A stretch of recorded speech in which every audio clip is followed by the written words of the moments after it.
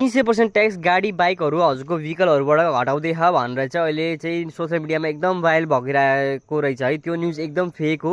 यस्तो न्युजहरू सबै त्यो भिडियोको क्लिपलाई कट गरेर सबै तोडमोड गरेर हाम्रो अगाडि प्रस्तुत गरेको छ। त्यो एकदम फेक न्युज हो, कसै पनि ट्रस्ट नगर्नु होला।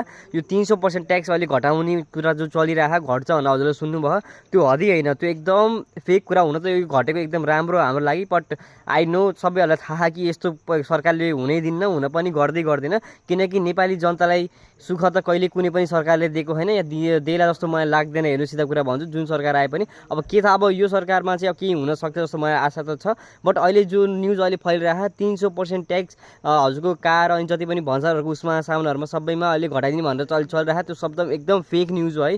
यसमा भरोसा ट्रस्ट नगर्नु होला। यो सबै एक मिडियाले गर्दा चाहिँ, न्युज मिडियाले एकदम तोडमोड र एकदम हजुरको अगाडि यो प्रस्तुत गरिराख्यौँ। यसमा ट्रस्ट नगर्नु होला, किनकि 300% ट्याक्स भनेको चाहिँ नेपालमा चाहिँ तपाईँको कति वर्ष लाग्ला यो, अब मलाई लाग्दैन नेपालमा यस्तो हुन्छ जस्तो सम्भावना, किनकि हामी लोकल जनतालाई सुख पाउने भन्ने त कहीँबाट आधार कहीँ पनि छैन।